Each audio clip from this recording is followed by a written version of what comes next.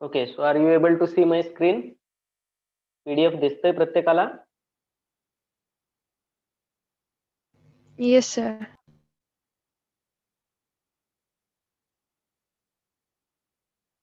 Okay, चुकीचं open झालेलं आहे.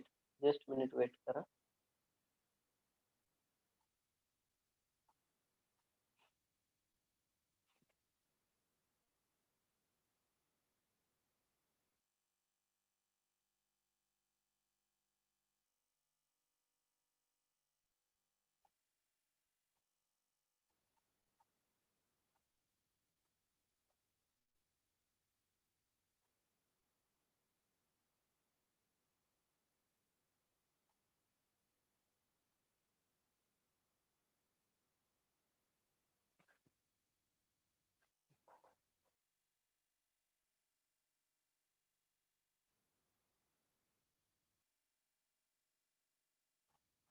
ठीक आहे, हेच पाहत होतो ना आपण, स्ट्रक्चर ऑफ ॲटमचं पीडीएफ. कोणता क्वेश्चन झाला होता लास्ट टाइम कोणता क्वेश्चन पाहिला? हा क्वेश्चन पाहिला का आपण? ठीक आहे, इथं होतो आपण 17 क्वेश्चन. आठवतंय का? काय क्वेश्चन होता? 200 gram golf ball is moving with speed of 5 metre per hour. The associated wavelength is. Okay, associated wavelength आपण डी ब्रॉग्लीज वेवलेंथ किंवा डी ब्रॉग्लीज इक्वेशनने काढत असतो. Lambda is equal to H upon m fee.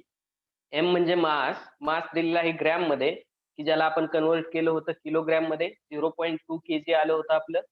आणि then per our नाही आहे आपल्याला per second पाहिजे, आपल्याला मीटर पर सेकंद पाहिजे. ठीक आहे, मग अवरचं कन्वर्जन आपण कशामध्ये केलं होतं? सेकंद मध्ये केलं होतं. ओके, आणि आपलं जे आन्सर आलं होतं ते काही डिजिट मध्ये होतं, तर इथं ऑप्शन मध्ये आपल्याला दिलं नाही, फक्त 10⁻⁻30 दिलेलं आहे. पहिले जे काही पहिले नंबर्स आहेत ते इथं आपल्याला दिलेले नाहीये. ओके, आपलं काय आन्सर आलं होतं? आहे का कॅल्क्युलेशन? नोटबुक मध्ये लिहिलंय का? पहा, नोटबुक मध्ये लिहिलंय का? काय कॅल्क्युलेशन होतं पहा. स्पीड दिला होता, म्हणजे व्हेलोसिटी दिलेली आहे. व्हेलोसिटी काय आहे? 5 मीटर पर अवर.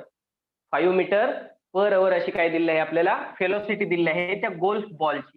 पण आपल्याला कशामध्ये पाहिजे? हे एसआय युनिट मध्ये पाहिजे. पर अवर नकोय, पर सेकंद हवाय. म्हणून आपण याला काय केलं? 5 डिवायडेड बाय, जर तुम्ही अवरला जर तुम्ही काय करताय 60 ने डिवाइड करताय तर आन्सर मिनिट मध्ये येतं. आणि त्याला परत 60 ने डिवाइड करताय तर तुम्हाला आन्सर कशामध्ये भेटतं?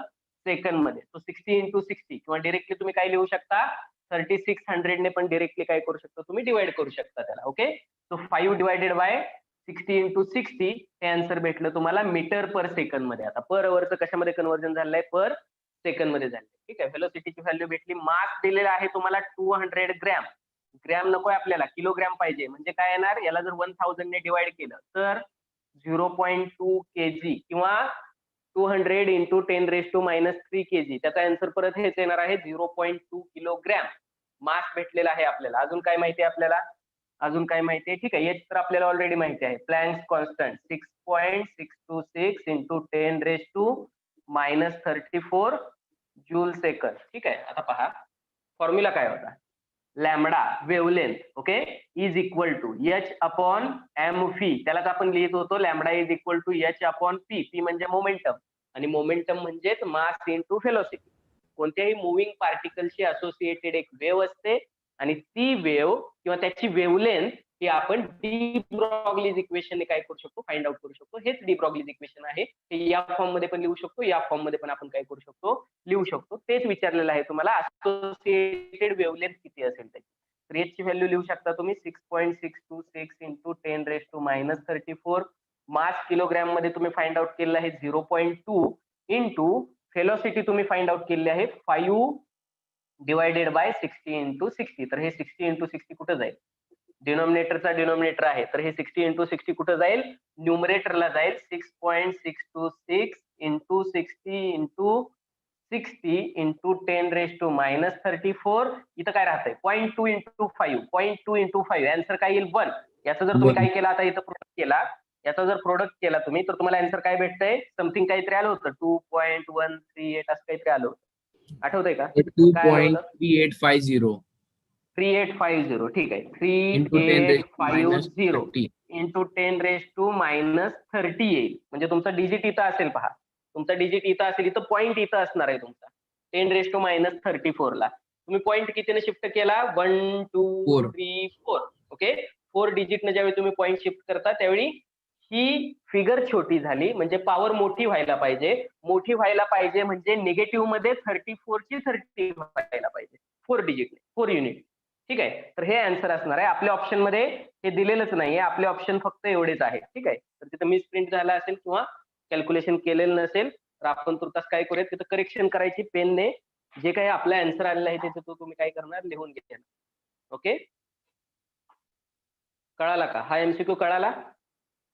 रितिका, कौशल, केदार, समजतोय का एमसीक्यू? डी ब्रॉग्लीज इक्वेशन डायरेक्टली दिलेला आहे. डी ब्रॉग्लीज इक्वेशन वरून आपण वेव्हलेंथ काढतो. याची म्हणजे प्लँक्स कॉन्स्टंट आहे. ठीक आहे, हो सर. येस. नेक्स्ट पहा, त्याच्यानंतर पहा 18 number. Okay, for an electron if uncertainty, आता हायझेनबर्ग अनसर्टन्टी प्रिन्सिपल वरती विचारलेला आहे. Uncertainty in velocity is delta fee. The uncertainty in its position delta x is given bye. Uncertainty in position is given bye. तुम्हाला uncertainty in velocity दिलेली आहे. Formula माहित आहे तुम्हाला? काय फॉर्म्युला आहे? फॉर्म्युला काय आहे? Heisenberg uncertainty principle. काय फॉर्म्युला आहे? डेल्टा एक्स ही जर अनसर्टन्टी इन पोझिशन आहे आणि डेल्टा पी हे अनसर्टन्टी इन मोमेंटम आहे, so it is always greater than equal to H upon 4 pi. हे इक्वेशन होतं किंवा हे प्रिन्सिपल होतं हायझेनबर्ग अनसर्टन्टी प्रिन्सिपल.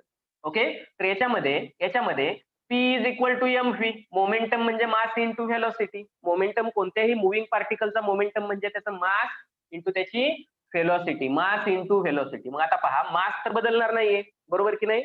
एखादा मुव्हिंग पार्टिकल आहे, मुव्हिंग इलेक्ट्रॉन आहे, किंवा आताच्या एक्झाम्पल मध्ये गोल्फ बॉल होता.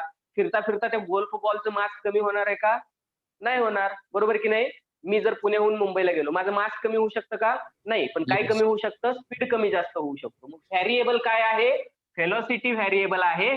त्या पर्टिक्युलर पार्टिकलसाठी मास व्हेरिएबल नाहीये, मास कॉन्स्टंट आहे. म्हणून मासला आपण चेंज इन मास घेतच नाहीये. डेल्टा लक्षात ठेवा, एक्स ही पोझिशन आहे, पी हा मोमेंटम आहे. एक्स ही पोझिशन आहे, पी हा मोमेंटम आहे.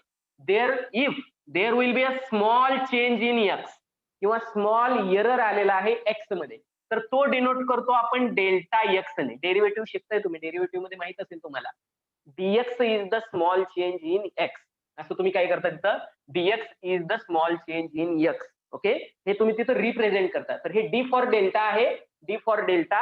ओके, मग इथं आपण डेल्टाने डिनोट करतो त्याला आपण. Delta x is small change in position and delta P is small change in wavelength. पण याच्यामध्ये सॉरी मोमेंटम, तर मोमेंटम मध्ये कशामुळे चेंज येऊ शकतो? मोमेंटम मध्ये चेंज फक्त व्हेलॉसिटी चेंज झाली तर येऊ शकतो. ओके, एरर कशामध्ये येईल? व्हेलॉसिटी काउंट करताना एरर येऊ शकतो. बिकॉज इलेक्ट्रॉनचं मास किंवा एखाद्या पार्टिकलचं मास तुम्ही कधीही कुठेही कसंही पाहिलं तर ते कॉन्स्टंट राहतं. जर तुम्ही तो पार्टिकल बदलत नाही, त्याचं मास ही कॉन्स्टंट राहणार आहे. Therefore delta x into mass, त्याला डेल्टा घेत नाही आपण, delta velocity m into v, so mass into delta v. Okay, uncertainty in velocity असणार आहे तिथं. It is greater than equal to 4 pi. Okay, तुम्हाला काय दिलेलं आहे? डेल्टा व्ही ही जर व्हेलॉसिटी असेल, डेल्टा व्ही ही जर व्हेलॉसिटी असेल, तर delta x sorry delta v is uncertainty in velocity असेल, अनसर्टन्टी इन व्हेलॉसिटी असेल, तर delta x it is uncertainty in position. कोणत्या इक्वेशनने आपण सांगू शकतो? फॉर्म्युलाच विचारलेला आहे तुम्हाला. Therefore delta x is equal to, आता आपण याला ग्रेटर दॅन इक्वल टू ला प्रॉब्लेम सॉल्व्ह करत असताना इक्वल टू असं कन्सिडर करतो. सो इक्वल टू एम पलीकडे जाईल, डेल्टा व्ही पण काय होईल? डेल्टा व्हेलॉसिटी ती पण पलीकडे जाईल. So H upon 4 pi m delta fee. फक्त एच असणार आहे न्यूमरेटरला आणि सगळ्या फिगर कुठे असणार आहेत? डिनॉमिनेटरला असणार आहे, बरोबर की नाही? H 4 pi m delta phi, h upon 4 pi आहे का ऑप्शन मध्ये? Let's check. Option B. Yes, option काय असेल? ऑप्शन बी असणार आहे, 4 pi m delta phi. Okay, फॉर्म्युलाच विचारला आहे डायरेक्टली. नेक्स्ट पहा 19 नंबर. The ratio of charge and mass would be greater for alpha particle, neutron, electron, proton. तर नेहमी लक्षात ठेवायचं, रेशो जो आहे चार्ज आणि मास, चार्ज आणि मास, चार्ज आणि मास म्हणजे चार्ज न्यूमरेटरला, मास डिनॉमिनेटरला, किंवा चार्ज ऍज टू मास हा जर रेशो घेताय तर हा कुणासाठी सगळ्यात ग्रेटर असतो? तो इलेक्ट्रॉन साठी ग्रेटर असतो. पहा, इलेक्ट्रॉन साठीच का ग्रेटर असणार आहे तेही पाहूयात आपण. पहिल्यांदा दिलेला आहे तुम्हाला अल्फा पार्टिकल. अल्फा पार्टिकल म्हणजे काय आहे? अल्फा पार्टिकल म्हणजे अल्फा पार्टिकल 2 अल्फा 4 याने दाखवतो आपण. म्हणजे तो ऍटॉमिक नंबर 2 ने चेंज करतो आणि 4 हे त्याचं मास आहे ऍटॉमिक मास युनिट मध्ये. म्हणजे त्याच्यामध्ये 2 नंबर ऑफ प्रोटॉन्स आहेत. जेवढं मास ऍटॉमिक नंबर तेवढे काय असतात? प्रोटॉन. म्हणजे काय? ट्वाइस He4, ट्वाइस He4 म्हणजे 2 हेलियम 4 हा हेलियमचा काय आहे? ऍटम आहे. हेलियमच्या ऍटमचं जर तुम्ही स्ट्रक्चर पाहिलं, हेलियमच्या ऍटमचं जर स्ट्रक्चर पाहिलं तुम्ही, तर हेलियमच्या ऍटम मध्ये 2 इलेक्ट्रॉन आहेत. ओके, हेलियमच्या ऍटम मध्ये 2 इलेक्ट्रॉन आहेत. न्यूक्लियस मध्ये 2 प्रोटॉन आहेत, 2 न्यूट्रॉन आहेत. 2 प्रोटॉन आहेत, 2 न्यूट्रॉन आहेत. जर तुम्ही याच्यातले इलेक्ट्रॉन रिमूव्ह केले, तर फक्त एक हेवी न्यूक्लियस राहतं. हा ऍटम राहत नाही. हे हेवी न्यूक्लियस राहतं हेलियमचं, की ज्याच्यामध्ये 2 प्रोटॉन आणि 2 न्यूट्रॉन आहेत. याला म्हणतात अल्फा पार्टिकल. याला काय म्हणतात? Alpha particle. Alpha particle is the nucleus of helium. हेलियमचं न्यूक्लियस आहे फक्त. त्याच्या सराउंडिंगला इलेक्ट्रॉन नाही येत फिरणारे. जर सराउंडिंगला इलेक्ट्रॉन असतील तर तो काय झाला? ऍटम झाला. ठीक आहे, हे आहे न्यूक्लियस. मग याचा ऍटॉमिक नंबर तुम्ही सांगू शकता, जेवढे नंबर ऑफ प्रोटॉन तेवढा ऍटॉमिक नंबर 2 आणि 2+2 मास नंबर असणार आहे 4. ओके, मग अल्फा पार्टिकल 2 अल्फा 4. जर याचा जर तुम्ही विचार केला अल्फा पार्टिकलचा, आपल्याला काय पाहिजे?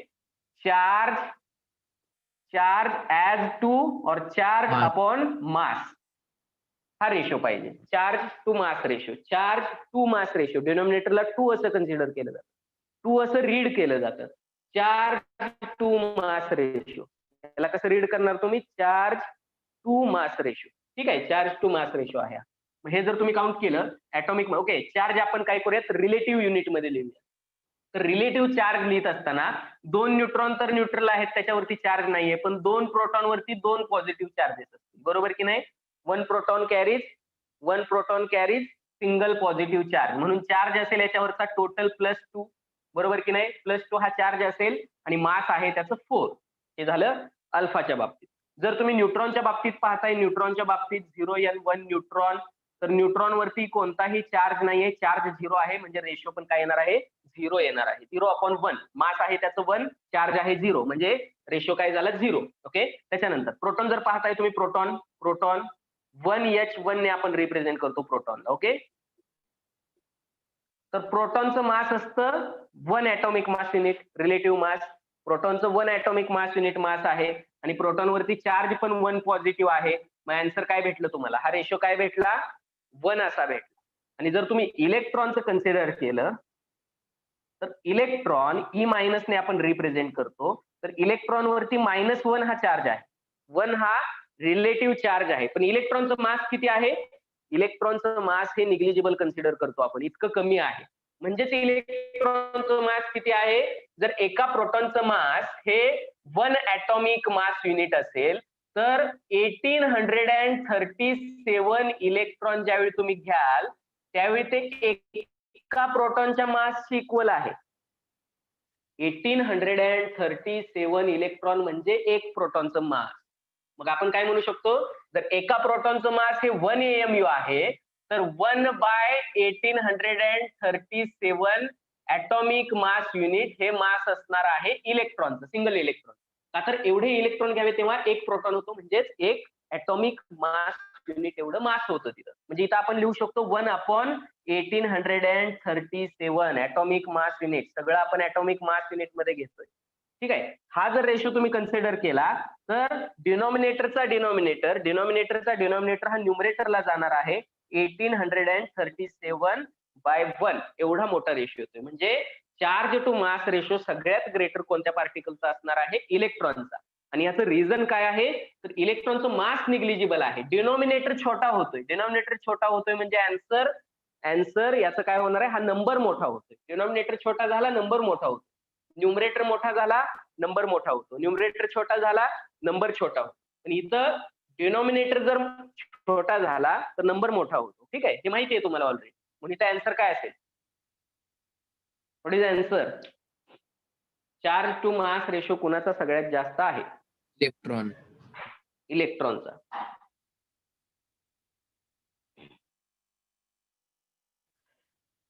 ठीक आहे, ऑप्शन सी बरोबर का? Option C electron. नेक्स्ट पहा. If the velocity of hydrogen molecule is, हायड्रोजनचा मॉलिक्यूल दिलेला आहे, गोल्फ बॉल दिलेला नाहीये इथं. काय दिलेला आहे? Hydrogen molecule. जर गोल्फ बॉल दिला मगाच्या एक्झाम्पल सारखं, किंवा क्रिकेटचा बॉल दिला, किंवा काहीही दिलं, व्हॉलीबॉल दिला, तर तुम्हाला तिथं त्याचं मास द्यायला लागतं. पण इथं मास दिलेलं नाहीये. आपल्याला काय दिलंय? हायड्रोजन मॉलिक्यूल, म्हणजे त्याचं मास नाही. Okay, if the velocity of hydrogen molecule is 5 × 10⁴ centimetre per second, then the de Broglie's wavelength is. आणि आन्सर कशामध्ये आहे? सगळे आन्सर हे अँगस्ट्रॉम युनिट मध्ये आहेत. व्हेलॉसिटी दिलेली आहे, मास दिलेलं नाहीये, पण मास आपण काढू शकतो. तर हायड्रोजन मॉलिक्यूलचं मास माहिती आहे आपल्याला, 2 ॲटॉमिक मास युनिट मध्ये असतं. ओके, एका हायड्रोजन ॲटमचं 1 ॲटॉमिक मास युनिट. मॉलिक्यूल मध्ये 2 हायड्रोजन असतात. येते का लक्षात? मॉलिक्यूल मध्ये 2 हायड्रोजन ॲटम असतात. Okay, let's check the velocity. 5 × 10⁴ centimetre per second. ठीक आहे, काय व्हेलॉसिटी दिलेली आहे आपल्याला?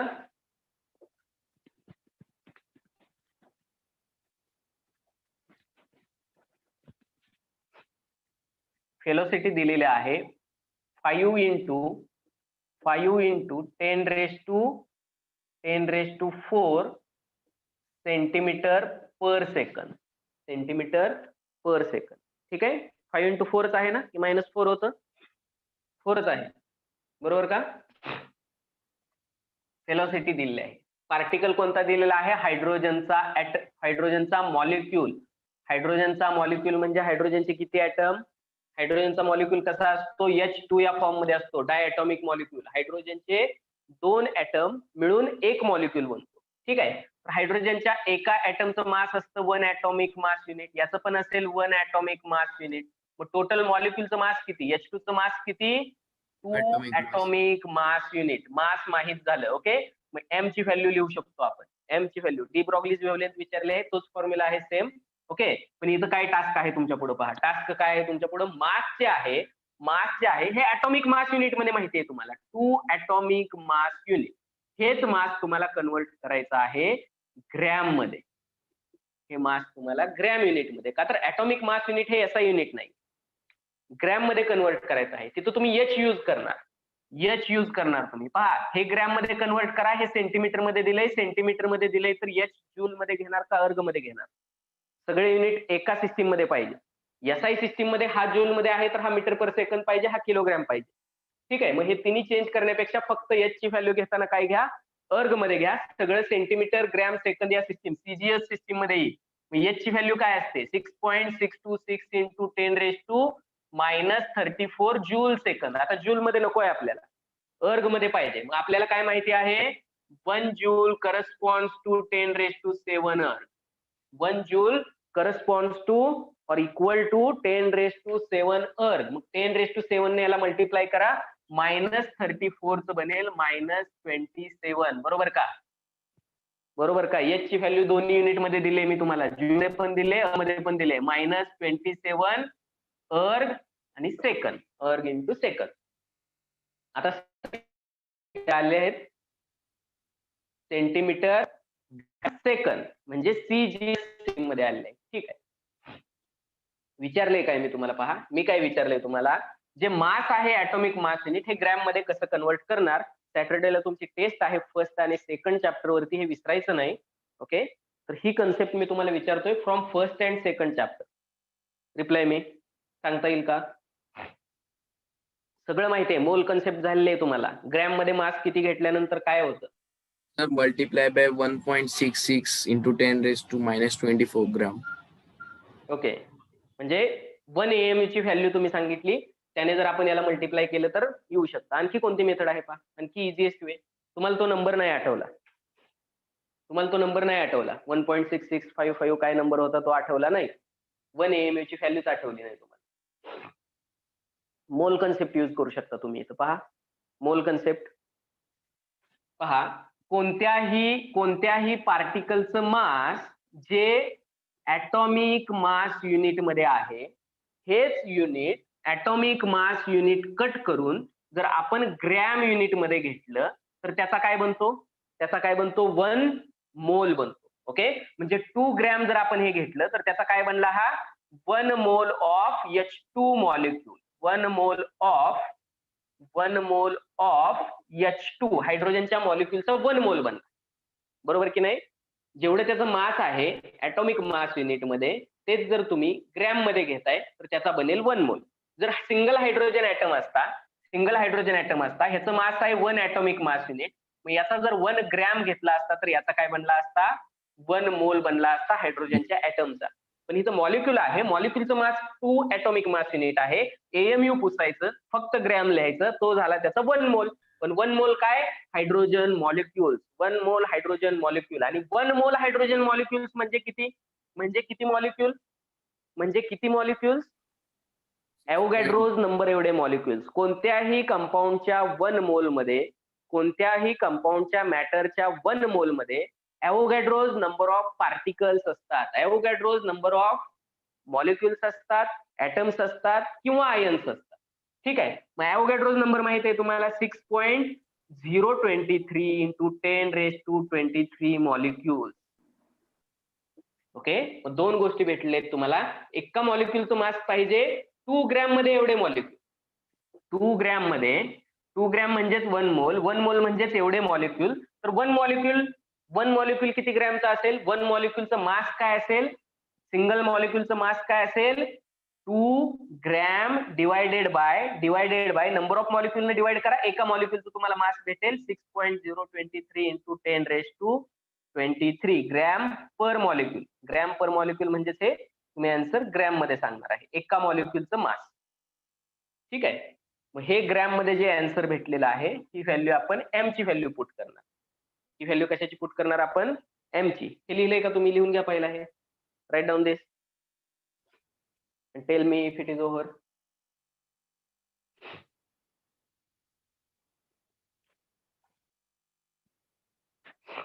कळतंय का? हे मोल कन्सेप्ट पहिल्या चॅप्टर मध्ये झालेलं आहे. लक्षात आहे की विसरले? सुरेश आहे ना लक्षात? सॅटरडे टेस्ट द्यायचे. प्रणित आहे का तुझ्या लक्षात? होता का फर्स्ट चॅप्टरला तू प्रणित? युट्यूब वरती आजचं आपलं ऑलमोस्ट आय थिंक सो 40वे लेक्चर असेल आपलं टोटल तुमच्या बॅचवर. क्लॉक अवर विषयी बोलतोय मी. Clock our. ज्या लोकांनी लेट जॉईन केलेलं आहे त्यांना कोणताही डाऊट असेल तर काय करायचं? तुम्ही व्हॉट्सअप नंबर दिलेला आहे मी 9730649092. तुम्ही कधीही मला कोणताही प्रॉब्लेम व्हॉट्सअप वरती विचारू शकता. तुमच्यासाठी काही वेगळे लेक्चर्स पण अरेंज केले जातील.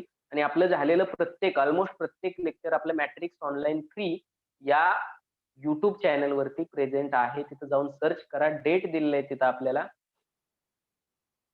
तिथं नाही सापडलं एखादं लेक्चर तुम्हाला तर पंकज भोजने या नावाने चॅनल सर्च करा युट्यूबचा. माझ्या चॅनलवरती मी परत सेव्ह करून ठेवलेले आहेत ते लेक्चर सगळे आपले. तिथं तुम्हाला प्लेलिस्ट वाईज प्रत्येक चॅप्टरचे लेक्चर भेटतील. पहिल्या चॅप्टरसाठी 9 लेक्चर, सेकंड चॅप्टरसाठी 10 लेक्चर, अशी तुम्हाला प्लेलिस्ट भेटतील वेगवेगळ्या. तर त्याच्यावरून तिथे मी लेक्चरचे नंबर प्रॉपर मेन्शन केलेले आहेत. तर तिथूनही तुम्ही ते पाहू शकता. आपण 1.6 इंटू 10⁻24 आन्सर सेमच येईल. तरी चालेल, आन्सर सेम येईल. पण इन केस तुम्हाला तो नंबर नाही आठवला तर तुम्ही इझिएस्ट वेनं तुम्ही हे कॅल्क्युलेशन करू शकता. का तर हा नंबर तुमचा कधीच विसरणार नाही. ॲव्होगॅड्रोज नंबर तुमचा कधीच विसरणार नाही. फॉर्म्युला काय आहे सांगा मला? De Broglie's wavelength. De Broglie's वेव्हलेंथचा फॉर्म्युला काय? Lambda is equals to h upon p. mv. p म्हणजेच mv. ठीक आहे. आता पहा, h ची व्हॅल्यू अर्ग मध्ये लिहितोय आपण. सगळे सीजीएस युनिट मध्ये लिहितोय. 6.626 इंटू 10⁻27 अर्ग मध्ये लिहिली.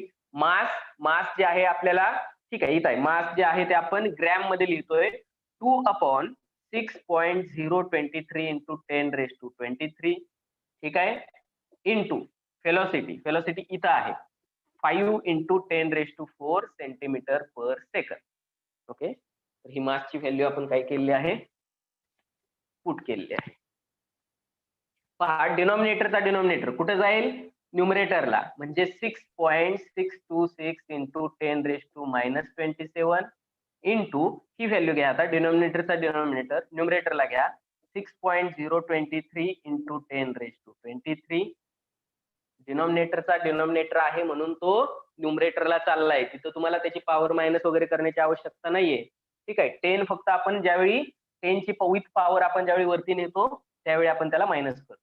काय काय शिल्लक राहतंय, 2 into 5 into 10⁻4, 2 into 5 into 10⁻4.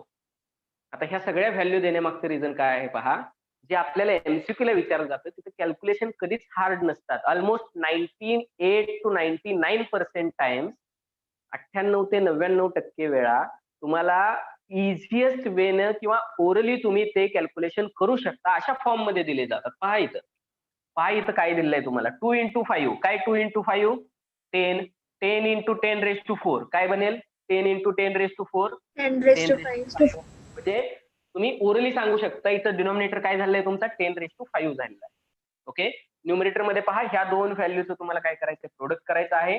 6.626 into 6.023 म्हणजे आन्सर कुणाच्या जवळ जाते, आन्सर कुणाच्या जवळ जाते हे करत बसायची आवश्यकता नाही. एमसीक्यू ला आपण इथं डिटेल मध्ये करतोय, पण एमसीक्यू ला फायनल एक्झामला हे एवढे डिटेल मध्ये करायची गरज नाहीये. तुम्हाला ऑप्शन पाहायचे. पहा मी सांगतो तुम्हाला 10⁻27 इंटू 10⁻23 इंटू 10⁻5 झालं आपलं हे 10⁻5. 10⁻5 वरती गेलं -5. 10 ची पॉवर पहिल्यांदा डिटरमाइन करा. 10 ची पॉवर डिटरमाइन करा.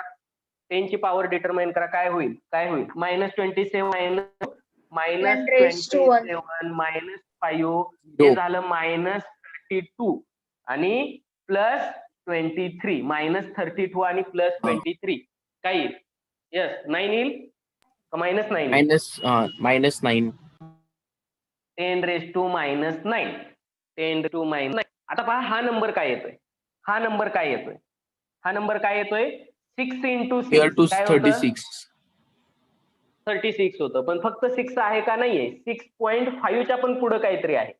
6.5 असतं तर 0.5 इंटू 6 केल्यानंतर 0.5 इंटू 6 केल्यानंतर 3 तरी झालं असतं, म्हणजे 3 तरी झालं असतं, म्हणजे 36 + 3 39 तरी आन्सर येते. म्हणजे हे आन्सर नियरली इक्वल टू 40 येतं किंवा 39.9 आणि पुढे काहीतरी समथिंग येतं.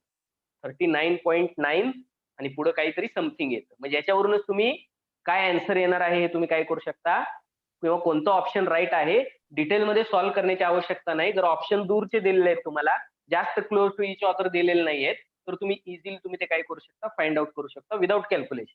ओरली तुम्ही हे फाइंड आउट करू शकता. मग आता पहा हे जर 40 च्या जवळ आहे 10⁻⁻9 एका डिजिट नंतर पॉईंट द्या, 3.99 पुढे काहीतरी नंबर येणार आहे. ठीक आहे, पुढे काहीतरी नंबर येणार आहे, ते घेतले नाहीत आपण. 3.99 फिगर नंबर एका डिजिटनं काय झाला, छोटा झाला. नंबर एका डिजिटनं छोटा झाला म्हणजे पॉवर मोठी व्हायला पाहिजे. पॉवर 10 ची एका युनिटने मोठी व्हायला पाहिजे. मायनस मध्ये आहे म्हणजे 9 ची काय व्हायला पाहिजे, -9 ची -8 व्हायला पाहिजे. -10 करायचं नाही. निगेटिव्ह मध्ये -8 हा -9 पेक्षा मोठा असतो, बरोबर की नाही. अशी फिगर भेटली. युनिट काय असेल आपलं, युनिट काय असेल, सेंटीमीटर हे युनिट असेल. सेंटीमीटर हे युनिट असेल आपलं. तर सगळ्या व्हॅल्यू आपण काय घेतोय, सेंटीमीटर. इथं काय होतं, हे पर सेंटीमीटर हे ते बाकीचे युनिट सगळे कॅन्सल होतील. ठीक आहे, त्याची आवश्यकता नाही. लॅम्बडा आहे, वेव्हलेंथ आहे, ती मीटर किंवा सेंटीमीटर मध्येच येणार. सीजीएस मध्ये घेतलं तर सेंटीमीटर मध्ये येणार आणि जर तुम्ही एसआय मध्ये घेताय तर मीटर मध्ये. आता पहा ऑप्शन दिलेले आहेत आपल्याला अँगस्ट्रॉम युनिट मध्ये. ऑप्शन कशामध्ये दिलेत, अँगस्ट्रॉम युनिट मध्ये. What is mean by 1 angstrom दिलं होतं, 10⁻⁻10 सेंटीमीटर. Yes, good. 10⁻1 angstrom unit is equal to 10⁻10 centimetre की मीटर, मीटर आहे. 10⁻10 10⁻8 centimetre. Yes. Therefore, 1 angstrom unit is equal to 10⁻8 centimetre. जर युनिट छोटं करताय, फिगर मोठी झाली पाहिजे. फिगर मोठी होते म्हणजे काय होतंय, -10 चा -8 होतोय. 10⁻8 सेंटीमीटर म्हणजेच काय, 10⁻8 सेंटीमीटर म्हणजेच अँगस्ट्रॉम युनिट. मग याला आपण काय म्हणणार, अँगस्ट्रॉम युनिट. ठीक आहे. 3.99 is nearly equal to 4. 3.99 is nearly equal to 4. So wavelength should be nearly equal to 4 angstrom unit.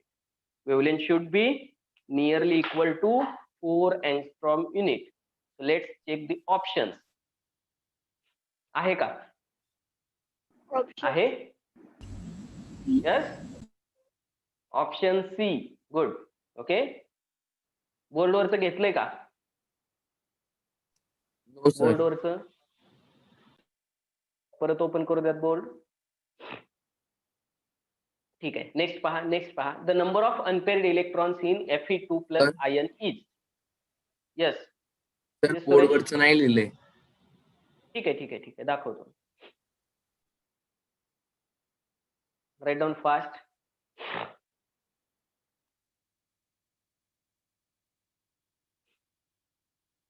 दिसतंय प्रत्येकाला? स्क्रीन क्लिअर आहे? आणि लेफ्ट साइडला अफू डायग्राम आहे. प्रत्येक वेळी तुम्हाला जमलीच पाहिजे ड्रॉ करायला.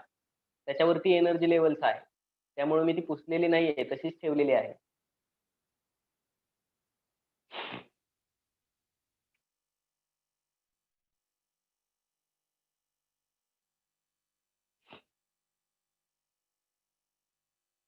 झालं? प्रत्येक वेळी अशा ट्रिक यूज करायच्या डिटेलमध्ये, एमसीक्यू साठी बरं का. एमसीक्यू साठी जर कॅल्क्युलेशन डिटेलमध्ये करण्याची आवश्यकता नाहीये. पण आपण जे जजमेंट करतोय 6 × 6 36 होतंय. 6 च्या पुढे काहीतरी आहे म्हणजे 39 होतंय. हे क्लोज टू 40 जातंय. हे जे आपलं जजमेंट आहे हे चुकायला नकोय. त्यासाठी प्रॅक्टिस गरजेची आहे. झालं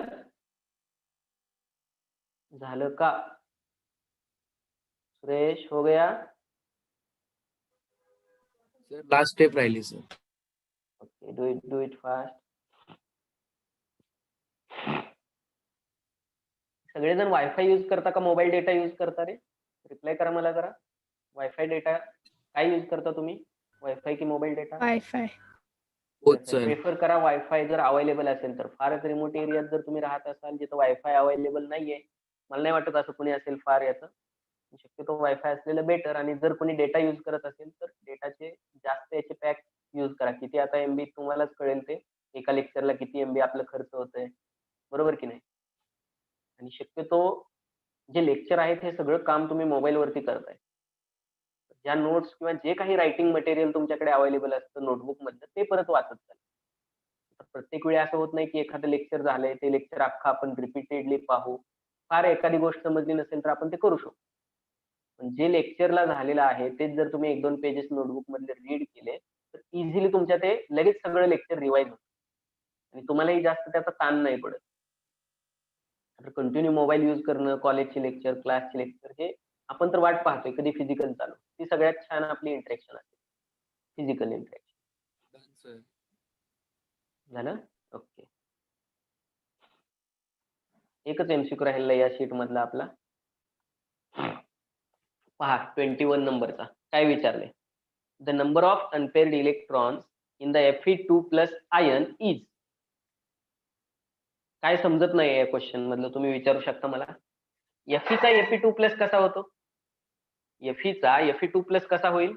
When it donate 2 electrons. Okay, when it donate or eliminate or loss 2 electrons. म्हणजे त्याच्यातनं 2 इलेक्ट्रॉन आपल्याला काढून टाकायचे. Fe चा ऍटॉमिक नंबर किती? काय माहित हवं? पहा एकदम इझिएस्ट काय आहे क्वेश्चन आहे. Fe चा ऍटॉमिक नंबर.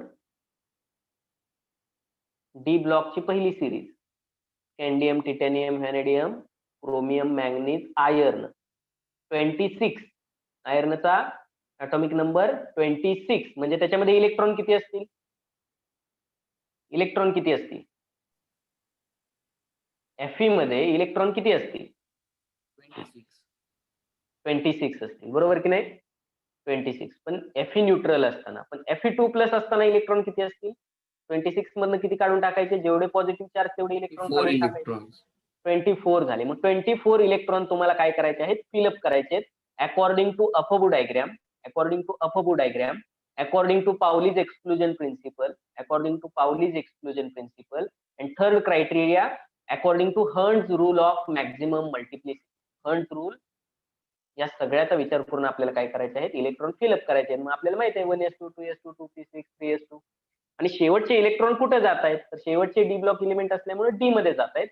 विचारले काय, कसले इलेक्ट्रॉन विचारले तुम्हाला सांगा, Unpaired. कसले इलेक्ट्रॉन विचारले, unpaired. What is mean by unpaired? Unpaired means single electron. एकदम इझी क्वेश्चन आहे. याच्यासाठी एक ट्रिक तर तुम्हाला मी ऑलरेडी सांगितलेली आहे.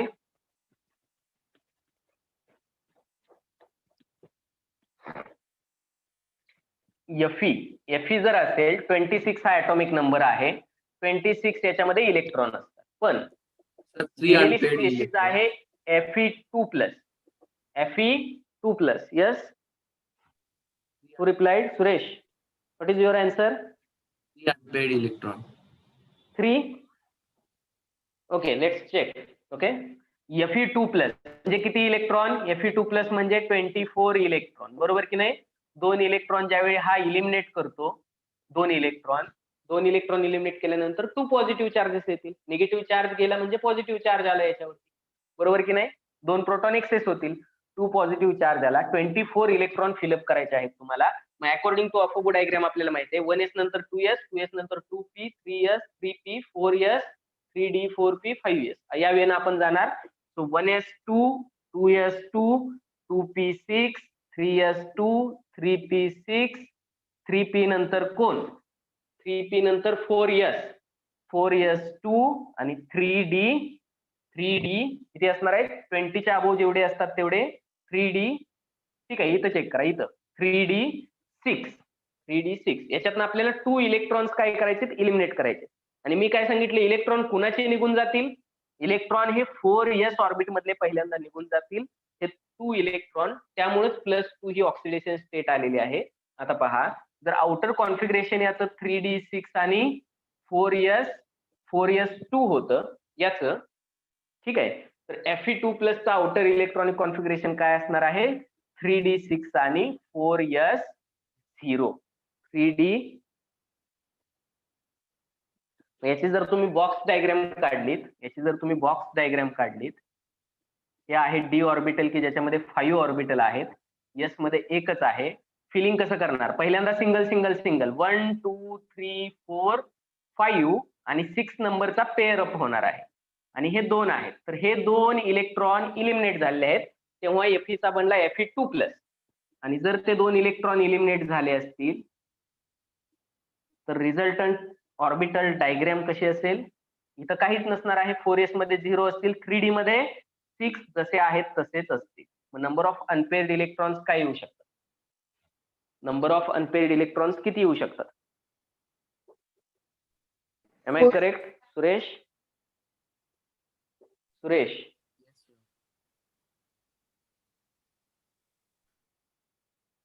काय चुकलंय का आपलं सुरेश? No, sir. रिप्लाय मी.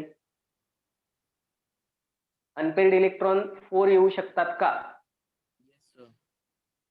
बरोबर ना? Yes, sir. ओके, आहे काय आन्सर ऑप्शन मध्ये? नंबर ऑफ अनपेअर्ड इलेक्ट्रॉन्स किंवा सिंगल इलेक्ट्रॉन्स हे 4 अनपेअर्ड इलेक्ट्रॉन्स असणार आहे. Let's check the option.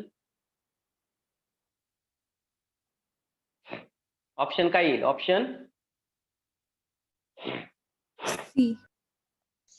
C. ठीक आहे.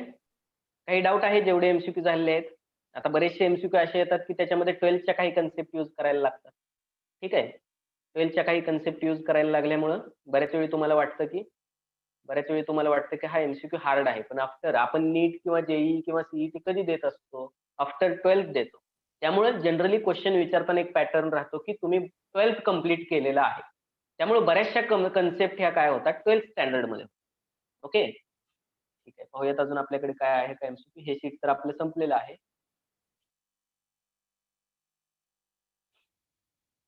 Just weight.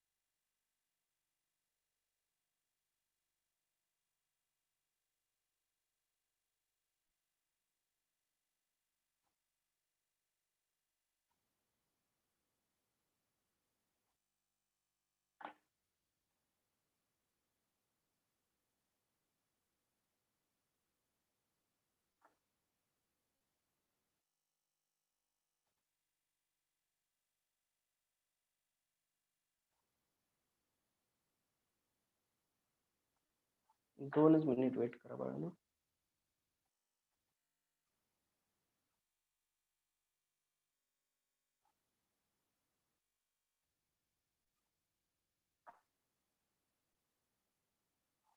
ठीक आहे, हे शीट दिसतंय का तुम्हाला?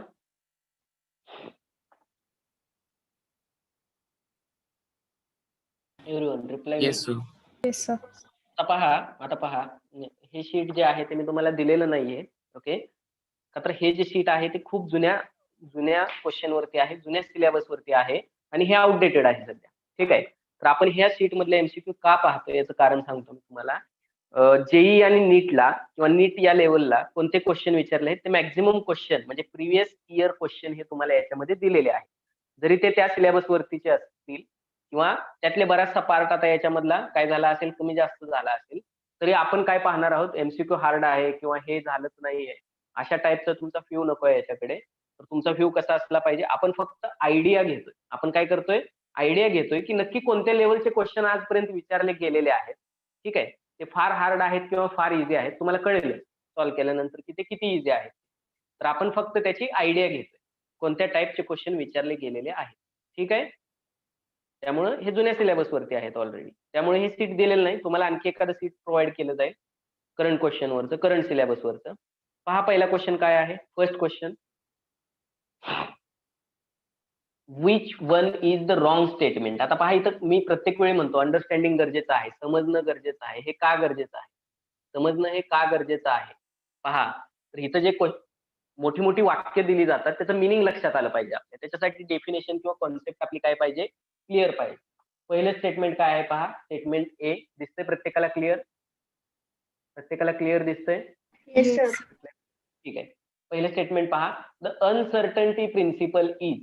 माहिती आहे तुम्हाला uncertainty principle, delta x into delta P is greater than equal to H upon 4 pi. ही ई म्हणजे एनर्जी आहे, टी म्हणजे टाइम असू शकतो. हे कुठून आलेलं आहे आपल्याला माहित नाही, म्हणजे हे आपल्यासाठी अननोन आहे. तर हे स्टेटमेंट रॉंग असू शकतं.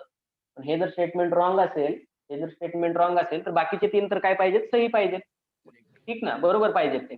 वाचा, बी काय आहे, half filled and full filled orbitals have greater stability. बरोबर आहे, बरोबर की Correct नाही. statement. Due to greater exchange energy, greater symmetry वगैरे, मोर बॅलन्स्ड अरेंजमेंट हे सांगितलंय तुम्हाला. एक्स्ट्रा स्टॅबिलिटी असते हाफ फील्ड आणि फुल फील्ड ऑर्बिटल.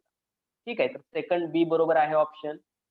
ओके, काहीतरी प्रॉब्लेम होतोय, जस्ट वेट.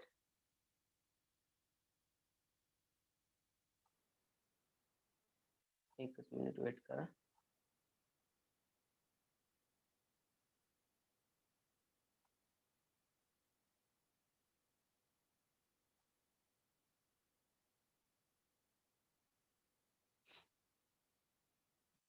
ठीक आहे, सेकंड तर काय आहे, सेकंड करेक्ट आहे. थर्ड वाचा, सी वाचा, the energy of 2s orbital is less than energy of 2p orbital in case of hydrogen like atoms. बरोबर की चूक, इट इज करेक्ट और रॉंग. थर्ड स्टेटमेंट, 2s ऑर्बिटलची एनर्जी ही कमी आहे 2p पेक्षा according to Correct, sir. Aufbau diagram. Yes, correct आहे. लास्ट वाचा, de Broglie's wavelength is given by lambda is equal to H upon M P. बरोबर आहे, M is the mass of particle. बरोबर आहे, आणि फी काय असणार आहे, ग्रुप वेलोसिटी ऑफ पार्टिकल, पार्टिकलची वेलोसिटी असणार आहे. So it is correct. म्हणजे रॉंग स्टेटमेंट हे फक्त पहिलं आहे. नीट 2017 ला विचारलेला क्वेश्चन होता हा. सेकंड वाचा, second question, how many electrons can fit in orbital for which N is equal to 3, L is equal to 1. पहा, कोणतं ऑर्बिटल दिलेलं आहे, एन इज इक्वल टू 3 म्हणजे तिसऱ्या नंबरची मेन शेल. एन ने प्रिन्सिपल क्वांटम नंबरने आपण मेन एनर्जी लेवल रिप्रेझेंट करतो. ॲझिमिथल क्वांटम नंबर यल ने आपण काय रिप्रेझेंट करतो, यल ने आपण सबसेल रिप्रेझेंट करतो. यम ने मॅग्नेटिक क्वांटम नंबर, यम ने आपण पर्टिक्युलर ऑर्बिटल म्हणजे पी असेल तर त्यातलं पीएक्स आहे, पीवाय आहे की पीझेड आहे, हे पर्टिक्युलर एक ऑर्बिटल, एक बॉक्स त्याच्यातला आपण काय करतो, रिप्रेझेंट करतो मॅग्नेटिक क्वांटम नंबर. आणि स्पिन क्वांटम नंबरने एम एस ने रिप्रेझेंट करतो आपण. स्पिन क्वांटम नंबरने आपण पर्टिक्युलर इलेक्ट्रॉन रिप्रेझेंट करतो, डायरेक्ट इलेक्ट्रॉन रिप्रेझेंट करतो. मग या केसमध्ये काय सांगू शकतो आपण, एन म्हणजे तिसरं ऑर्बिट आहे. एल इज इक्वल टू 1 कोणासाठी असतं, L is equal to 1 L is equal to 0 म्हणजे S, L is equal to 1 म्हणजे P, L is equal to 2 म्हणजे D आणि L इज इक्वल टू 3 म्हणजे F. SPDF 0 1 2 3 0 1 2 3 SPDF हे लक्षातच ठेवायचं. ठीक आहे, मग याने काय रिप्रेझेंट होतंय 3 आणि P. तर 3P मध्ये काय विचारलंय आता, how many electrons can fit, किती इलेक्ट्रॉन फिट होऊ शकतात. कोणत्याही P या सबसेल मध्ये 6 इलेक्ट्रॉन फिट होऊ शकतात, का तर त्याच्यामध्ये 3 ऑर्बिटल असतात, PX PY आणि PZ, बरोबर की नाही. मग ते तिसऱ्यातलं P आहे, चौथ्या ऑर्बिट मधलं P आहे 4P किंवा दुसऱ्या ऑर्बिट मधलं 2P आहे, मॅटर करत नाही. प्रत्येक P मध्ये किती इलेक्ट्रॉन फिट होऊ शकतात, 6 electron. Got it everyone? Yes, sir.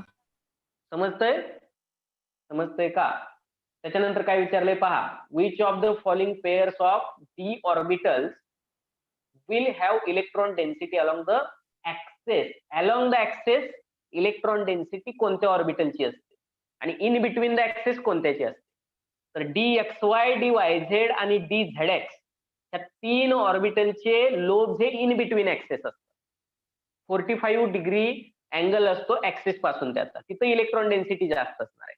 पण जे 2 ऑर्बिटल आहेत D चे, DZ2 आणि DX2-Y2, DX2-Y2 आणि DZ2 म्हणजे DZ2 हे अलॉंग द ऍक्सिस लोब्स असतात त्यांचे.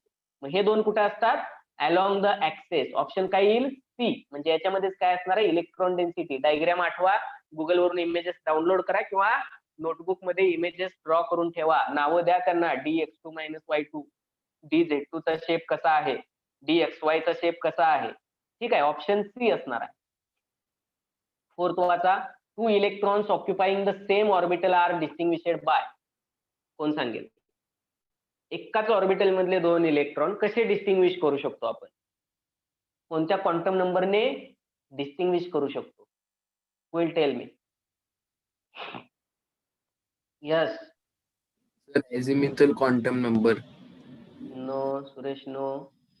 एकाच ऑर्बिटल में 2 electrons occupying the same orbital, एक ही ऑर्बिटल में 2 इलेक्ट्रॉन है, उनको डिस्टिंग्विश अगर करना है तो कौन सा क्वांटम नंबर उसमें हेल्प करेगा हमारे. Principal. No no, same orbital same principal quantum number, same orbital सेम एजिमिथल क्वांटम नंबर. हे येतंय का लक्षात तुमच्या. B. पहा पहा पहा, मी परत एकदा रिपीट करतो, याच्यावरती बरेचसे क्वेश्चन येत आहेत. परत एकदा हा पार्ट रिपीट करूयात, टाइम राहिलाय आपल्याकडे. ठीक आहे, पहा, प्रिन्सिपल क्वांटम नंबर n. ठीक आहे, principal quantum number n, azimuthal quantum number l, azimuthal quantum number l, principal quantum number n, azimuthal quantum number l, magnetic orbital quantum number m ने represent करतो आणि स्पिन क्वांटम नंबर आपण ms ने represent. ठीक आहे, तर प्रत्येक sale मध्ये काय सांगितलं मी, ठीक आहे, प्रत्येक ऍटम मध्ये काही शेल्स असतात. मेन एनर्जी लेवल त्याला आपण ऑर्बिट म्हणतो, त्या ऑर्बिट मध्ये काही सबसेल असतात, त्या सबसेल मध्ये काही ऑर्बिटल्स असतात. ठीक आहे, तर हा रेशो आहे, काही ऑर्बिटलचे मिळून एक सबसेल बनते, काही सबसेलचे मिळून एक मेन शेल बनते. ओके, तर प्रिन्सिपल क्वांटम नंबरने आपल्याला काय समजते, शेल किंवा मेन ऑर्बिट किंवा मेन एनर्जी लेवल आपल्याला समजतं. एजिमिथल क्वांटम नंबर पासून आपल्याला सबसेल समजते, सबसेल कोणती आहे हे याच्यापासून समजतं. मॅग्नेटिक क्वांटम नंबरच्या व्हॅल्यू ज्यावेळी आपण असाइन करतो, मॅग्नेटिक क्वांटम नंबरच्या व्हॅल्यू, त्यावेळी मॅग्नेटिक क्वांटम नंबर पासून आपल्याला ते कोणतं ऑर्बिटल आहे हे आपल्याला समजतं, कोणतं एक्झॅक्ट ऑर्बिटल आहे ते समजतं. आणि स्पिन क्वांटम नंबरवरून त्या ऑर्बिटल मध्ये असणारा हा इलेक्ट्रॉन कोणता आहे, क्लॉकवाईज फिरणारा आहे की अँटी क्लॉकवाईज फिरणारा आहे, त्याचा स्पिन समजतो. म्हणजे एका ऑर्बिटल मध्ये असणारे 2 इलेक्ट्रॉन आपण कशावरून डिस्टिंग्विश करू शकतो, spin quantum number. Spin quantum number किंवा इलेक्ट्रॉन स्पिन क्वांटम नंबर म्हणतो आपण त्याला. पहा, शेलचे नंबर कसे असतात, n इज इक्वल टू 1 पहिलं orbit, n is equal to 2 दुसरं orbit, n is equal to 3 तिसरी energy level, n is equal to 4 चौथी मेन एनर्जी लेवल. हे सोपं आहे. ओके, n साठी l च्या व्हॅल्यू आता आपण रिप्रेझेंट करतोय. l च्या व्हॅल्यू किती असते, यस, l च्या व्हॅल्यू l मध्ये सांगू शकतो आपण. l च्या व्हॅल्यू हा 0 1 2 3 अशा जर घेतल्या तर सबसेल कोणती असते, S P D आणि F. अशा सबसेल असतात. जर एल इज इक्वल टू 0 आहे तर त्याला आपण एस सबसेल म्हणणार, एल इज इक्वल टू 1 आहे पी म्हणणार, एल इज इक्वल टू 2 आहे डी म्हणणार, एल ची व्हॅल्यू 3 आहे म्हणजे एफ म्हणणार. ठीक आहे, म्हणजे हे नंबर जे आहेत हे करस्पॉन्ड्स करतात याच्या नावं आपण डायरेक्ट रिलेटेड करू शकतो. मग हे सगळं माहिती आहे आपल्याला. एस मध्ये एकच ऑर्बिटल असतं, पी मध्ये किती असतात, पी मध्ये 3 असतात, डी मध्ये 5 ऑर्बिटल असतात, एफ मध्ये 7 ऑर्बिटल असतात. हे माहिती आहे आपल्याला ऑलरेडी.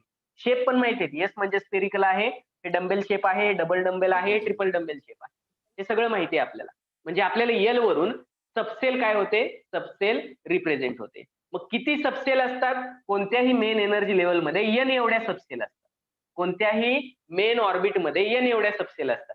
म्हणजे पहिल्या ऑर्बिट मध्ये ऍटमच्या न्यूक्लियस नंतर जे सगळ्यात जवळ असणारं पहिलं ऑर्बिट आहे फर्स्ट शेल, किंवा ज्याला आपण के ऑर्बिट म्हणतो, या ऑर्बिट मध्ये एकच सबसेल असणार आहे.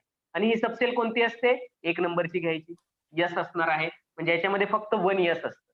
ठीक आहे. सेकंड शेल मध्ये एन एवढेच सबसेल असतात. एन एवढेच म्हणजे किती, एन एवढेच म्हणजे किती, एन ची व्हॅल्यू 2 आहे. दुसरी शेल म्हणून त्याच्यामध्ये 2 सबसेल असतात. मग 2 सबसेल कोणत्या, पहिल्यापासून घ्यायच्या, स्टार्टिंग पासून 2 घ्यायच्या, यस आणि पी. यस आणि पी म्हणजे जर आपण 1 यस म्हणतोय तर 2 यस आणि 2 पी 2 घेतल्या, बरोबर की नाही. 2 यस आणि 2 पी 2 घेतल्या. त्याच्यानंतर थर्ड ऑर्बिट मध्ये 3 सबसेल असतात. PS, कुठून 3P, घेणार, 3D. स्टार्टिंग पासून एस पी डी म्हणजे 3S 3P 3D 3 घेतल्या. चौथ्या ऑर्बिट मध्ये नेक्स्ट 4 सबसेल असणार, S P D F 4S 4P 4D 4F, बरोबर की नाही. ही सगळी इन्फॉर्मेशन आपण याच्यावरून सांगू शकतो. आता पहा ऑर्बिटल किती असतात, ऑर्बिटल फिक्सच आहेत. जर एस असेल तर त्याच्यामध्ये एकच ऑर्बिटल असतं, जर पी असेल तर त्याच्यामध्ये 3 ऑर्बिटल असतात, जर डी असेल तर त्याच्यामध्ये 5 ऑर्बिटल असतात, आणि जर एफ असेल तर त्याच्यामध्ये 7 ऑर्बिटल असतात. 1 2 3 4 5 6 7 ऑर्बिटल असतात. ठीक आहे. आणि हे आपण कशावरून काढलं 2l+1 2l+1. मग एल ची व्हॅल्यू जर इथं पुट केली तुम्ही 0 असेल 1 येईल, 1 पुट केली 3 आन्सर येईल, 2 पुट केली 5 आन्सर येईल, 3 पुट केली 3 × 2 + 1 7 आन्सर येईल. म्हणजे ऑर्बिटल किती असतात, एस मध्ये एकच, पी मध्ये 3. हे एल 2l+1 लक्षात पण ठेवू नका, हे तुमचं पाठच होऊन जातं. एस मध्ये एकच ऑर्बिटल, पी मध्ये 3 ऑर्बिटल, डी मध्ये 5 ऑर्बिटल, एफ मध्ये 7 ऑर्बिटल. एस मध्ये एकच असतं त्याला आपण एसच म्हणतो, पी मध्ये 3 असतात त्याला पीएक्स पीवाय पीझेड म्हणतो. अलॉंग ऍक्सेस असतात ते, along X axis PX, along Y axis PY, along Z axis PZ. Okay. D चे 5 ऑर्बिटल असतात, एक त्याला डबल डंबेल शेप आहे, एक XY प्लेन मध्ये असतं त्याला DXY म्हणतो, एक YZ प्लेन मध्ये असतं त्याला आपण DYZ म्हणतो, एक ZX प्लेन मध्ये असतं त्याला आपण DXZ म्हणतो किंवा ZX म्हणतो. तर हे 3 कसे असतात, प्लेनार ऑर्बिटल असतात. याचे in between the axes lobe असतात. आणि अलॉंग ऍक्सेस 2 ऑर्बिटल असतात, DX2 - Y2, आणि एक असतं ते DZ2. ठीक आहे. तर असे 5 ऑर्बिटल्स असतात. ही सगळी इन्फॉर्मेशन भेटते. पण ठीक आहे, तर ऑर्बिटल्स किती असतात, तर याच्यावरून जर तुम्ही काउंट केलं जेवढ्या सबसेल आहेत त्याच्यामध्ये ऑर्बिटल जर तुम्ही ऍड करत गेला तर कोणत्याही शेल मध्ये n² एवढे ऑर्बिटल असतात. कोणत्याही मेन शेल मध्ये n चा स्क्वेअर केला तर n² एवढे काय असतात, ऑर्बिटल्स असतात. आणि तेवढेच येतात जर तुम्ही काउंट करून पाहिलं तर. पहिल्यामध्ये तुम्ही फक्त 1s घेताय, एकच ऑर्बिटल आहे, मग 1 चा स्क्वेअर करा. पहिल्या शेल मध्ये n = 1, 1 चा स्क्वेअर केला तर 1 ऑर्बिटल असणार आहे.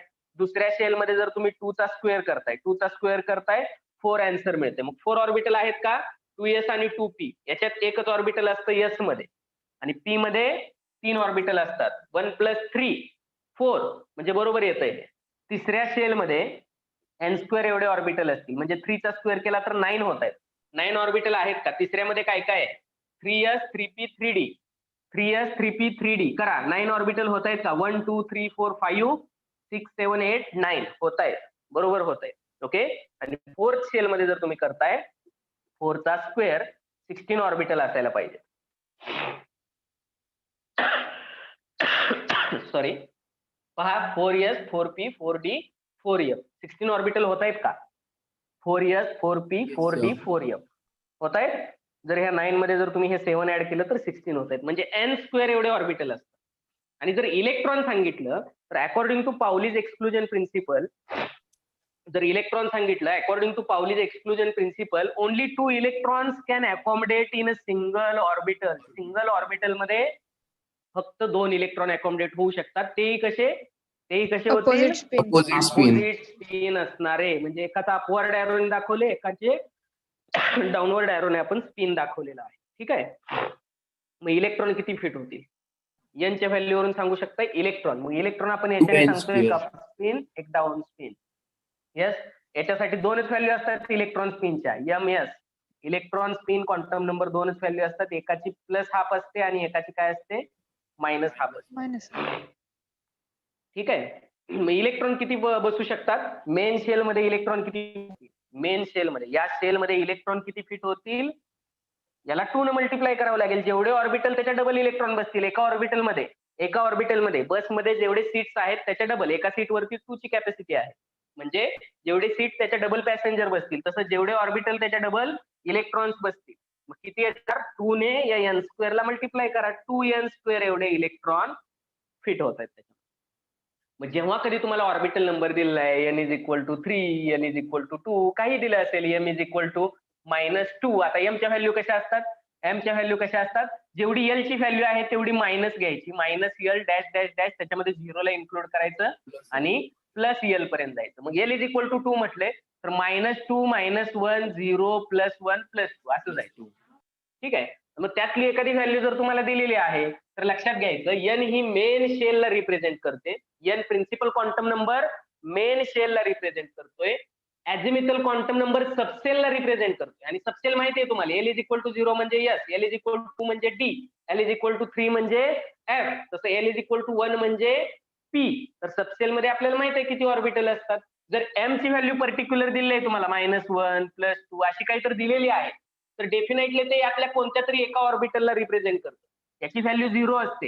याची 0 इकडे -1 इकडे +1, सेंटरला 0 -1 -2 इकडे प्लस मध्ये जायचं +1 +2, इथं पण 0 -1 -2 -3 इकडं +1 +2 आणि +3. तर याच्यातली पर्टिक्युलर एखादी जर तुम्हाला व्हॅल्यू दिली आहे ना तर ते एका ऑर्बिटलला रिप्रेझेंट करतं. मग या जर 3 व्हॅल्यू दिल्या आहेत m पर्यंत तर ऑर्बिटलमध्ये 2 इलेक्ट्रॉन बसतील. आणि जर पर्टिक्युलर तुम्हाला स्पिन नंबर दिलाय, स्पिन नंबर दिला की डोळं झाकून तो कोणता तरी एकच इलेक्ट्रॉन आहे. आयदर तुम्हाला स्पिन नंबर हा तरी येईल किंवा हा तरी येईल. आणि दोन्हीपैकी एक दिला आहे. सेट ऑफ 4 क्वांटम नंबर दिला असेल तर तो एकाच इलेक्ट्रॉनला रिप्रेझेंट करतो. सेट ऑफ 4 क्वांटम नंबर, शेवटचा क्वांटम नंबर आहे तो एकाच इलेक्ट्रॉनला काय करेल? रिप्रेझेंट करेल. जर तुम्हाला 3 क्वांटम नंबरच्या व्हॅल्यू दिलेल्या आहेत तर ते एका ऑर्बिटलला रिप्रेझेंट करतं. म्हणजे त्याच्यामध्ये इलेक्ट्रॉनची कॅपॅसिटी होते 2 इलेक्ट्रॉन. जर तुम्हाला 2च क्वांटम नंबर दिलेले आहेत l पर्यंत तर ते सबसेलला रिप्रेझेंट करतं. आणि सबसेलला रिप्रेझेंट करतं त्यामुळे इथं आपल्याला विचार करायला लागेल l ची व्हॅल्यू किती आहे. जेवढी व्हॅल्यू आहे त्याला रिस्पेक्टेड सबसेल कोणते आहे आणि त्या सबसेलमध्ये किती ऑर्बिटल असतात त्याच्यामध्ये किती इलेक्ट्रॉन फिल होतात. ओके. मग आपली व्हॅल्यू होती या क्वेश्चन मधली l = 1. l = 1 म्हणजे p सबसेल आणि p सबसेल मध्ये 3 ऑर्बिटल असल्यामुळे त्याच्यामध्ये 6 इलेक्ट्रॉन अकॉमोडेट होतात. आणि ठीक आहे, तुम्हाला हे पण दिलं नाही, फक्त n दिलाय. तर n जर दिला तर इलेक्ट्रॉन किती फिट होतात त्याच्यामध्ये? n दिला तर त्याच्यामध्ये इलेक्ट्रॉन किती फिट होतात? 2n स्क्वेअर एवढे इलेक्ट्रॉन फिट होतात. येतंय लक्षात? येतंय का लक्षात? Yes, sir. समजलंय का हे सगळं? Yes, sir. जे नव्हते ते, जे या लेक्चरला ज्यांनी मिस केलेलं आहे त्यांच्यासाठी पहा किती क्वेश्चन विचारलेत पहा. ठीक आहे, असेच क्वेश्चन पाहूयात आपण. ठीक आहे. 2 इलेक्ट्रॉन्स कोणत्या क्वांटम नंबरने डिस्टिंग्विश होतात? शेवटचा क्वांटम नंबर 3 क्वांटम नंबरने, एकाचा प्लस असेल एकाचा मायनस असेल. अॅझिमिथल क्वांटम नंबर सेमच राहणार आहे, प्रिन्सिपल क्वांटम नंबर सेम राहणार आहे, मॅग्नेटिक क्वांटम नंबरच्या ऑर्बिटलसाठी सेम राहणार आहे. आणि ते एकाच ऑर्बिटलमध्ये राहत असतील, एकाच ऑर्बिटलमध्ये रेस्ट असतील तर त्याच्यासाठी तिन्ही क्वांटम नंबर सेम असतात. फक्त एक क्वांटम नंबर वेगळा असतो शेवटचा. कोणता? Spin quantum number. बरोबर की नाही? ठीक आहे. इथे एक क्वेश्चन आहे पहा, इथे एक क्वेश्चन आहे. कोणता क्वेश्चन आहे हा? n = 3 दिलेला आहे, l = 1 दिलेला आहे, m = 0 दिलेला आहे. What is the maximum number of orbitals that can be identified with the following quantum number? आता इलेक्ट्रॉन नाही विचारले, ऑर्बिटल. आणि m ची व्हॅल्यू जी आहे ती एका ऑर्बिटलसाठी एकच असते. मग m = 0 ही व्हॅल्यू एकाच ऑर्बिटलसाठी आहे म्हणून ओनली 1 ऑर्बिटल. पण इलेक्ट्रॉन विचारलं तर इथे किती येणार? 2 इलेक्ट्रॉन. का तर एक ऑर्बिटल म्हणजे 2 इलेक्ट्रॉन. बरोबर का? ठीक आहे. इथे एक क्वेश्चन आहे पहा. What is the maximum number, 11 number question पहा, 11 number. What is the maximum number of electrons, what is the maximum number of electrons that can be associated with the following set of quantum numbers. पहिले 3 quantum number दिलेत बाळांनो. आता मी तेच सांगितलं, जर 3 quantum number दिलेले आहेत तर ते एका ऑर्बिटलला रिप्रेझेंट करतात. एम ची व्हॅल्यू काहीतरी आहे, म्हणजे ते एकच ऑर्बिटल आहे आणि एका ऑर्बिटल मध्ये फक्त 2 इलेक्ट्रॉन अकोमोडेट होतात, म्हणून ऑप्शन बी असणार आहे. तर असे काही प्रॉब्लेम दिलेले आहेत तुम्हाला, कळतंय का, हे लक्षात येतंय का? Yes, sir. लक्षात येतंय? हा क्वेश्चन सॉल्व्ह करता येईल का तुम्हाला 5th नंबरचा? Which Yes, is sir. The correct order of increasing energy of listed orbitals in the atom of titanium. ठीक आहे, कोणताही ॲटम असेल, इन्क्रीजिंग एनर्जी कशी असणार आहे, अकॉर्डिंग टू अपोगो डायग्राम असणार आहे. मग अपोगो डायग्राम नुसार टिटॅनियम असेल, व्हॅनेडियम असेल, क्रोमियम असेल, कोणताही असेल, इन्क्रीजिंग ऑर्डर ऑफ एनर्जी काय असेल? 3s, 3p, 4s, 3d. Good. Okay, option number C. Option C. C असणार आहे. हे तुम्ही अपोगो डायग्राम वरून सॉल्व्ह करू शकता. ठीक आहे, हा क्वेश्चन कॅन्सल केलेला आहे पहा. The number of D electron, D electron म्हणजे काय, डी ऑर्बिटल मध्ये, 3d ऑर्बिटल मध्ये असणारे इलेक्ट्रॉन, Fe2+. तर किती असतात 3d मध्ये? आत्ताच पाहिलं आपण Fe2+. किती असतात? 20 च्या अबोव असणारे 3d मध्ये असतात. म्हणजे डी इलेक्ट्रॉन किती झाले त्याच्यातले? 6 झाले. 6 हे डी इलेक्ट्रॉन झाले, बरोबर की नाही? मग 6 हे डी इलेक्ट्रॉन असतील तर number of D electrons is not equal to the number of electrons in one of the following. म्हणजे जे इथं तुम्हाला कंपॅरिझन विचारले आणि नंबर ऑफ इलेक्ट्रॉन विचारले नाहीत पहा. डी इलेक्ट्रॉन Fe मध्ये किती असतील? ऑप्शन ए 6 असतील, बरोबर की नाही? याच्याशी कंपॅरिझन होऊ शकत नाही. पी इलेक्ट्रॉन निऑन मध्ये किती असतील? तर निऑनचं इलेक्ट्रॉनिक कॉन्फिगरेशन लिहायचं, त्याच्यामध्ये पी मध्ये किती इलेक्ट्रॉन आहेत ते काउंट करायचं. एस इलेक्ट्रॉन इन मॅग्नेशियम, मॅग्नेशियमचं इलेक्ट्रॉनिक कॉन्फिगरेशन लिहायचं, त्याच्यामधले एस इलेक्ट्रॉन काउंट करायचे. आणि पी इलेक्ट्रॉन इन क्लोरीन हे पण काउंट करायचे, क्लोरीनचं इलेक्ट्रॉनिक कॉन्फिगरेशन लिहायचं, पी ऑर्बिटल मध्ये किती इलेक्ट्रॉन आहेत हे काउंट करायचं. पण हा क्वेश्चन कॅन्सल केलाय का, तर ऑप्शन सगळे इथं चुकीचे दिलेले आहेत. ठीक आहे, angular momentum L√L+1 upon h/2π. तर हा फॉर्म्युला असतो. ठीक आहे, हा क्वेश्चन कॅन्सल केलेला आहे, हेही नाहीये. हे कसं काउंट करू शकता? ठीक आहे, आणखी एक गोष्ट सांगतो तुम्हाला. अँग्युलर मोमेंटमचा फॉर्म्युला आपल्या बुक मध्ये आहे. बोर्स मॉडेल अँग्युलर मोमेंटम विषयी एक पॉस्ट्युलेट होतं. अँग्युलर मोमेंटम आपण कशाने दाखवतो? ओमेगाने दाखवतो, बरोबर की नाही? अँग्युलर मोमेंटम, ठीक आहे, अँग्युलर मोमेंटम mvr आपण फाइंड आउट केलं होतं. mvr, m इंटू फी इंटू आर, हा झाला अँग्युलर मोमेंटम. याच्यासाठी NH/2π अशी काय दिली होती? असा फॉर्म्युला दिला होता. म्हणजेच काय, तर कोणत्याही शेल्स मध्ये असणाऱ्या इलेक्ट्रॉनसाठी H/2π च्या इंटिग्रल मल्टिपल टाइम्स काय असणार आहे? अँग्युलर मोमेंटम आहे. पण एनलाच आपण कसं रिप्रेझेंट करू शकतो? एनलाच कसं रिप्रेझेंट करू शकतो? फॉर एक्झाम्पल पहा, एन या सबसेल मध्ये नंबर ऑफ ऑर्बिटल्स किती असतात? नंबर ऑफ ऑर्बिटल्स किती असतात? n² एवढे. आत्ताच पाहिलं आपण, बरोबर की नाही? n² एवढे नंबर ऑफ ऑर्बिटल्स असतात कोणत्याही शेल मध्ये, कोणत्याही ऑर्बिट मध्ये. त्याच्या प्रिन्सिपल क्वांटम नंबरचा स्क्वेअर केला का तेवढे काय असतात? ऑर्बिटल्स असतात. ऑर्बिटल्स हे आपण अजून एका टर्म मध्ये सांगू शकतो, किंवा डिरेक्टली लक्षात ठेवा, हा फॉर्म्युला आहे. आणि अँग्युलर मोमेंटम काढण्यासाठी जर तुम्हाला L ची व्हॅल्यू दिली असेल, किंवा SPDF असं दिलं असेल, किंवा L=0, 1, 2, 3 असं काहीतरी दिलेलं आहे, आणि मग तुम्हाला विचारलेलं आहे की अँग्युलर मोमेंटम किती आहे, तर त्याच्यासाठी √LL+1 h/2π हा फॉर्म्युला आहे. मग तुम्ही अँग्युलर मोमेंटम सांगू शकता इथं. काय क्वेश्चन विचारला होता? समजा पी या सबसेल मध्ये किंवा डी या ऑर्बिटल मध्ये असणाऱ्या इलेक्ट्रॉनचा अँग्युलर मोमेंटम सांगा. डी या ऑर्बिटल मध्ये असणाऱ्या इलेक्ट्रॉनचा, तर डी साठी काय असते? डी साठी व्हॅल्यू काय असते? L=2. 2 व्हॅल्यू इथं पुट करा. 2, 2 + 1 अंडर रूट काय बनेल? हे 2, 2 + 1 3, 3 × 2 √6 h/2π. हे तुमचं काय असलं पाहिजे? तिथं आन्सर असलं पाहिजे. किंवा हे जर तुम्हाला वेगळं विचारलं, एफ मधल्यासाठी किंवा पी मधल्यासाठी L=1, तो 1, 1 + 1 काय होणार आहे? 2, 2 × 1 2 √2, बरोबर की नाही? पी या ऑर्बिटल मध्ये असणाऱ्या इलेक्ट्रॉनचा अँग्युलर मोमेंटम सांगा. पी या ऑर्बिटल मध्ये असणाऱ्या इलेक्ट्रॉनसाठी एल ची व्हॅल्यू 1 असते. पी म्हणजे L is equal to 1. L ची व्हॅल्यू 1 जर तुम्ही इथं पुट केली तर √1 1 + 1 आणि h/2 पाय याच्या इंटिग्रल मल्टिपल टाइम्स असणार आहे. हे सॉल्व्ह करून घ्या. 1 + 1 2 2 × 1 √2 h/2 पाय. हे पण सॉल्व्ह करू शकता तुम्ही. मॅथमॅटिकल ऑपरेशन करू शकता इथे एखादं. कसं सॉल्व्ह करू शकता? 2 म्हणजेच काय? 2 म्हणजेच काय? 2 म्हणजेच √2 काय? into √2. यस, √2 × √2 पाय आणि हे √2 आहे. मग हे एकमेकांना काय झालं? कॅन्सल झालं. आन्सर काय बनेल? h/√2 पाय. तर हे असे आन्सर्स येऊ शकतात. तिथे ऑप्शन चुकीचा दिल्यामुळे ते काय केलं आहे? कॅन्सल केलं आहे तो क्वेश्चन. फक्त हे घ्या, angular momentum is equal to, हा तर दिलेलाच आहे आपल्याला ऑलरेडी फॉर्म्युला, पॉस्ट्युलेटच आहे ते. mvr is equal to nh/2 पाय और n × h/2 पाय. It is done. सर आलेत का? सर ते 5 वाजता आहे सर आज लेक्चर. 5 वाजता. अच्छा, ठीक आहे. It is done. It is over. Yes sir. Okay, so can we stop this meeting? We stop this session? Yes. प्रत्येकाला समजलेत का MCQ? Yes MCQ sir. समजलेत प्रत्येकाला? काही डाऊट्स असतील तर विचारा. होमवर्क अजूनही बऱ्याच लोकांकडून मला भेटलेला नाहीये होमवर्क. ठीक आहे, तर होमवर्क पूर्ण करा.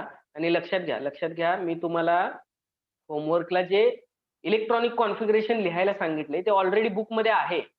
जे इलेक्ट्रॉनिक कॉन्फिगरेशन मी तुम्हाला लिहायला सांगतोय ते बुक मध्ये आहे. पहा, बुकचं PDF आहे, दिसतंय का तुम्हाला? हे पहा, हे तुम्हाला इलेक्ट्रॉनिक कॉन्फिगरेशन दिलंय. ठीक आहे, हे इलेक्ट्रॉनिक कॉन्फिगरेशन तुम्ही असं लिहिताय, 1s हे वेगळं ऑर्बिटल आहे, 2s हे वेगळं आहे, 2p वेगळा आहे, 3s वेगळा आहे, 3p वेगळा आहे. त्या रिस्पेक्टिव्ह ऑर्बिटल मध्ये किती इलेक्ट्रॉन जात आहेत? ठीक आहे, ते इलेक्ट्रॉन पण तुम्ही फिलअप करतायत according to Aufbau diagram, Pauli's exclusion principle, Hund's rule of maximum multiplicity, बरोबर की नाही? मग हे कंडेन्स्ड नोटेशन पण तुम्ही लिहिताय पुढं. पण मी याच्यात एडिशन करायला सांगितले. हे तर तुम्ही इथं बघून लिहू शकता. अप टू 30 ॲटॉमिक नंबर 30 असेपर्यंत झिंक पर्यंत तुम्ही लिहू शकता. याच्यामध्ये मी एक ऍडिशन काय सांगितले, हे जे आउटर इलेक्ट्रॉनिक कॉन्फिगरेशन आहे ना, आउटर इलेक्ट्रॉनिक, आता आर्गॉन 4s2 3d5 आहे. ठीक, तर ह्या 4s साठी एक बॉक्स काढा याच्या खाली, 3d साठी परत 5 बॉक्स एकत्र असणारे एक काय करा, ऑर्बिटल डायग्राम काढा, जे आपण आता बोर्ड वरती काढत होतो. तर असे डायग्राम काढा आणि त्याच्यामध्ये इलेक्ट्रॉन ॲरोने दाखवा. हे एवढंच करा कंडेन्स्ड साठी. पूर्ण करू नका. टोटल जे आउटर आहे हे आउटर इलेक्ट्रॉनिक कॉन्फिगरेशन आहे. तर ह्या आउटर इलेक्ट्रॉनिक शेवटच्या कॉलम मध्ये याच्यासाठी काय करा, बॉक्स डायग्राम काढा. आर्गॉनचा सिम्बॉल तसाच राहू द्या. 4s साठी यस म्हणून सिंगल काय येणार आहे, तिथं सिंगल बॉक्स येणार आहे. आणि डी साठी, डी मध्ये 5 ऑर्बिटल असतात म्हणून 5 बॉक्स असणार एकच काय येणार आहे, तिथं ऑर्बिटलची डायग्राम येणार आहे. 5 वेगवेगळे ऑर्बिटल पण एकाच एनर्जी लेवलला असतात म्हणून एकत्रितपणे काढायचे ते. आणि यसचा एक बॉक्स काय करणार आपण, वेगळा काढणार. आलं का लक्षात? आहे तुमच्या? येते का? हे पहा, इथं दिलंय या टाईपचे बॉक्स डायग्राम काढायचे. पी आहे 3 ऑर्बिटल एकत्रच पाहिजेत, एस आहे एकच ऑर्बिटल वेगळं पाहिजे, डी असेल तर 5 ऑर्बिटल एकत्र पाहिजे. ठीक आहे, आणि हे इथपर्यंत सॉल्व्ह करा क्वेश्चन.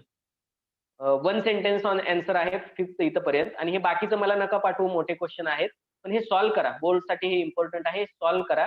याच्यात काही प्रॉब्लेम असतील तर मला विचारा, पण हे 5th पर्यंत मला फोटोज पाठवा ऍज अ होमवर्क. येते लक्षात? येते येस सर. लक्षात? ठीक आहे. So Yes, sir.